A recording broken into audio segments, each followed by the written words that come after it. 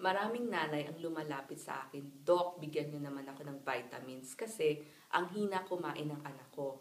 Ang sagot ko naman, "Nanay, hindi gamot ang sagot para gumana sa pagkain ng inyong mga anak. Bigyan natin sila ng iba't ibang baon para hindi sila magsawa." Kaya gumawa ako ng ilang mga examples para sa inyong pagbabaon. Mapapansin ninyo dito sa aking ginawa na merong 4 na klase ng ibabaon. Una, yung mga go foods. Carbohydrate yun, katulad ng kanin, tinapay, or mga sandwiches.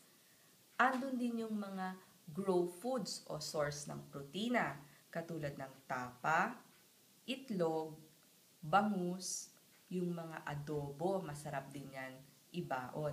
Yung mga glow foods naman ay gulay at prutas. Pwede tayong magpasingaw or maggisa ng mga carrots, broccoli, sayote, at yung mga napapanahong mga gulay. Lagyan din palagi ng mga napapanahong prutas, yung matumpok-tumpok sa palengke, katulad ng apples, dalandan, o kung anumang uso dyan.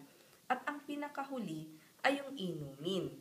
Bigyan natin sila ng gatas, chocolate, at sapat na tubig na malinis para maghapon nilang iinumin. Sana po ay nakatulong ako sa inyong pagbabaon. Salamat po.